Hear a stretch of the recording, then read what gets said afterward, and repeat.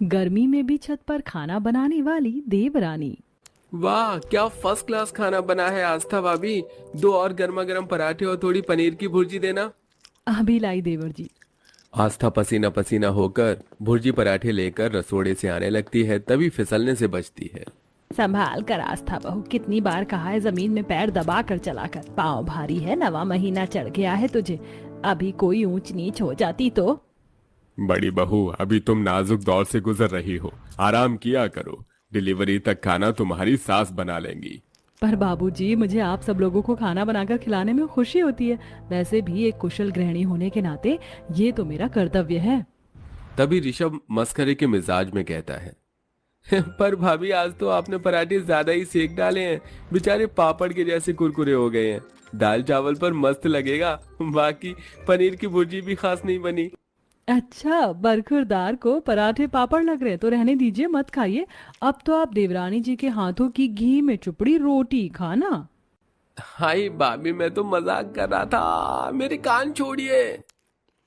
देवर भाभी की खट्टी मीठी नोक-झोंक देखकर ससुराल वाले खिलखिलाकर हंस पड़ते हैं। आस्था बहुत सरल सीधे स्वभाव की थी। कुछ दिनों में बड़े धूमधाम से ऋषभ की शादी होती है और छाया देवरानी बनकर आती है, जो कि घमंडी स्वभाव की थी। आई है शुभ घड़ी, आज बनी मैं बड़ी, कल तक घर की बहू थी अब हूँ जेठानी। हुक्म चलाऊंगी मैं, आंख दिखाऊंगी मैं, सहमी खड़ी रहेगी मेरी देवरानी। लो चली मैं अपने देवर की बारात लेकर, लो चली मैं।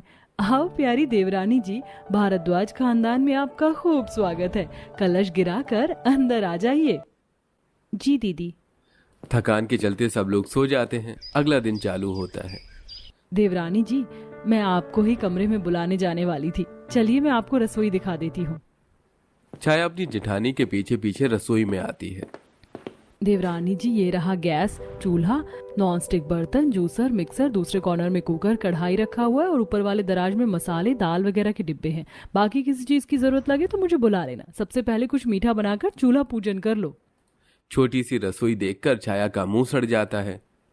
जेठानी जी, इस किचन में कितनी घमस है, ऊपर से दम घुटने वाली गर्मी, इतनी भपके में खाना बनाकर मेरा कचूम्बर निकल जाएगा। पर देवरानी जी, घमस और धुआं पास करने के लिए एग्जॉस्ट फैन और चिमनी लगा तो है, और क्या चाहिए। मैं कुछ जुगाड़ लगा लूंगी, आप चिंता मत कीजिए। टेढ़ा जवाब देकर छाया मसाले की बरनी और बर्तन उठाकर छत पर ले जाती है। हाँ, कितनी ठंडी ठंडी हवा चल रही है, कितनी फ्रेश और ताजगी है छत पर। जेठानी जी, मैं यही खाना बनाऊंगी। देवरानी जी, अभी सुबह की हल्की किरण की धूप है, इसलिए थोड़ी ठंडक है। थोड़ी देर में एकदम चिलचिलाती गरम गरम लू चलने लगेगी तो झुलस जाओगी। जेठानी जी, मैं आपकी जितनी चुई मुई नहीं हूँ जो मुरझा जाऊंगी, मैं बना लूंगी। ठीक है, बनाती रहो। जेठानी कमरे में आकर एसी चलाकर खुंदक में खिटपिट करती है। ये देवरानी तो एक नंबर की टेढ़ी खीर है, किसी की बात का उसके कान पर जो नहीं रेंगता। आलू दम पूरी पुलाव तैयार है, बस छेना फाड़ कर रसगुल्ले बनाने हैं, मगर गर्मी में हालत पतली कर दी है। चिक चिक करते हुए देवरानी पसीना पोंछती है। तभी आसमान में बादल उमड़ने घुमड़ने लगते हैं, जिसमें मौसम ठंडा हो जाता है। खाना बन गया है, सब लोग खाने के लिए छत पर आ जाइए। ठंडक भरा मौसम देखकर सब लोग छत पर आते हैं और देवरानी के देसी स्टाइल से पकाया खाने को स्वाद लेकर खाते हैं। वाह बहू, छोटी बहू, आज तो तुमने चूल्हे पर खाना बनाकर गांव की मिट्टी याद दिला दी। और ये चूल्हे की रोटी तो खाने में बड़ा सौंधी सौंधी लग रही है। सच में छाया बहू, तूने तो देसी खान पान से जेठानी को पछाड़ दिया। वैसे आस्था बहू भी खाना खूब स्वाद बनाती है, मगर उसका हाथ तेरे मुकाबले थोड़ा खींचा खींचा सा है। थैंक यू मम्मी जी। पापा जी लाइए, मैं पंखा करती हूँ, आप लोग आराम से खाइए। क्या बात है, मेरा तीर तो सीधे निशाने पर लगा है, मेरी जेठानी तो जल भुन के खाक हो रही होगी। चलो अच्छा है, परिवार में छाया ने अपनी जगह बना ली है। इसी तरह अगले दिन आस्था तड़के सुबह टहलने के लिए छत पर आती है। हाँ, मन बड़ा बेचैन बेचैन सा हो रहा है। छत पर थोड़ा योगासन कर लूंगी और टहल भी लूंगी। ये छत पर इतनी तेज धुआं कहाँ से आ रहा है। छत पर आकर आस्था देखती है कि देवरानी चाय उबाल रही थी। मार्बल वाले छत के फर्श को काला काला देखकर जेठानी का मुंह चढ़ जाता है। छाया, तुम यहाँ छत पर क्यों चाय बना रही हो? क्या किचन में रखा 4 बर्नर वाला चूल्हा काफी नहीं है?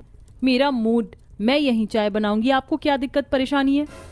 देवरानी जी, मैं प्रेग्नेंट हूँ, मैं डेली छत पर ही टहलती हूँ, अपना ये चूल्हा चौका समेट लो। देखिए जेठानी जी, मुझ पर दामन चलाने की कोई जरूरत नहीं है और मेरा तो फिक्स है, मैं छत पर ही चाय पानी नाश्ता खाना सब कुछ बनाऊंगी, समझी?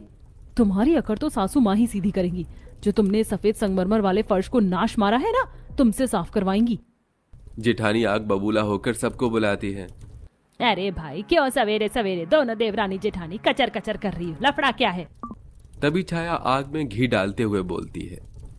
मम्मी जी, मैं बताती हूँ, मुझसे उस छोटी रसोई में खाना नहीं बनता। मैं तो केवल छत पर चाय पानी बना रही थी और जेठानी जी मुझ पर राशन पानी लेकर चढ़ गई। बड़ी बहू, ये तो तेरी सरासर गलत बात है। छोटी बहू, अगर तुझे छत पर खाना बनाने में आरामदायक है तो खाना बना, तुझे कोई नहीं रोकेगा। जी मम्मी जी। पर सासू माँ, ये देवरानी कितनी चंट है। डांट खाकर आस्था कमरे में बैठकर बहुत रोती है। देखो आस्था, इस घर की हर एक चीजों को अब तुम्हें अपनी देवरानी से बांटना सीखना होगा। अच्छा, मैं दफ्तर जा रहा हूँ। इस तरह देवरानी का गर्मी में छत पर खाना बनाने का सिलसिला जारी था। छत के नीचे वाला कमरा आस्था का था, जहाँ छत पर खाना बनने के चलते खूब भभका मचता। आज तो एसी भी गरम गरम सी हवा फेंक रही है। पता नहीं देवरानी इतनी गर्मी में छत पर खाना बनाना कब छोड़ेगी। नाक में दम करके रख दिया है। छाया की जेठानी के साथ पड़ोसी भी अब मोहल्ले में धुआं उठने से परेशान हो जाते हैं। एक दोपहर, जेठानी जी खाना बन गया है, छत पर आ जाइए। देवरानी जी, आज मेरी तबीयत बहुत ही खराब सी लग रही है, आप मेरी थाली मेरे कमरे में लाकर दे दीजिए। इतनी भरी दोपहरी में मुझे छत पर खाना नहीं खाया जाएगा। जी अच्छा। जेठानी के आगे हामी भरकर देवरानी पसीने पसीने होकर सीधे सास के पास आकर चुगली करती है। मम्मी जी, मुझे बहुत तेज चक्कर आ रहा है। छोटी बहू, आ इधर थोड़ा एसी में बैठकर हवा खा ले, पसीने से तर हो गई है बिल्कुल। नहीं मम्मी जी, मुझे अभी जेठानी जी की थाली सजाकर कमरे में देना है। सच कहूँ तो मम्मी जी, जेठानी जी के लिए तो मैं घर की मुर्गी दाल बराबर जैसी हूँ। इतनी कड़ी धूप में मैं छत पर सबके लिए चूल्हे पर खाना बनाती हूँ ताकि सब लोग अच्छा खाना खा सके, लेकिन जेठानी को तो अलग से ही नखरे हैं। देवरानी की बातों में सुषमा भड़क जाती है। छोटी बहू, तूने खाना बना दिया ना, यही काफी। जिसको खाना होगा वो खुद छत पर आकर और निकाल कर खाएगा। सुषमा जानबूझकर चिल्लाकर आस्था को इस बात का ताना कसती है। बेचारी आस्था चिलचिलाती गर्मी में छत पर जाकर सबके साथ खाती है। कभी ससुराल वाले पंखा करते तो कभी निवाले खाते। ऋषभ, तुम्हें एक और रोटी दूं? नहीं, रहने दो, बस पेट भर गया। वैसे कितनी धूप लग रही है, पसीने निकल रहे हैं। छाया खाना तो नीचे डाइनिंग टेबल पर भी खाया जा सकता है, खामखा धूप में मार रखा है। ऋषभ की इस बात पर सास देवरानी के पक्ष में बोलती है। चुप कर ऋषभ, इतनी भी धूप नहीं है, और वैसे भी शरीर में विटामिन डी लेना चाहिए। हे भगवान, ये सासू माँ तो देवरानी जी की दुमछल्ली बन गई हैं। माथे से टप टप पसीना चू रहा है, पर यही खाना है। बेचारी प्रेग्नेंट आस्था को गर्मी में छत पर खाना खाने में पसीना छूट जाते हैं, जिससे वो मुश्किल से आधी रोटी खाती है। थोड़े दिनों में उसकी डिलीवरी हो जाती है। जेठानी जी, चलिए, खाना बन चुका है, खा लीजिए। देवरानी जी, तुम्हारा दिमाग तो खराब नहीं हो गया? इतने छोटे बच्चे को लेकर मैं चिलचिलाती गर्मी में छत पर खाना खाऊंगी? सुना आपने सासू माँ? क्यों बड़ी बहू, तू क्या कहीं की स्पेशल आ रही है जो छत पर खाना नहीं खाएगी? अरे हम बाकी सब लोग भी तो खा रहे हैं ना, और इतनी भी गर्मी का कहर नहीं बरस रहा, हवा भी तो चल रही है। सास के आगे बेचारी बहू का बस नहीं चलता। आस्था रोते हुए धूप में खाना खाने आती है, जहां तगड़ी लू चल रही थी, जिसे 2-4 दिन के अंदर ही आस्था के बच्चे को लू लग जाती है। वहीं एक सुबह पड़ोसी भी शिकायत लगाने आ जाते हैं। अरे सुनील भाई साहब, ये क्या धंधा पानी लगा रखा है आप लोगों ने? अरे गांव देहात में थोड़ी रह रहे हैं कि रोज रोज चूल्हे पर ही खाना बना खाना खाते हैं। भट्टी बना के रख दिया है, कितना धुआं मचता है। माफी चाहते हैं रामफल जी, आगे से ऐसा नहीं होगा धुआं। अगर आज से हमें आपकी छत पर धुआं मचते दिखा भाई साहब, तो हम सीधा सरकारी पोल्यूशन विभाग वाले को फोन मिला देंगे।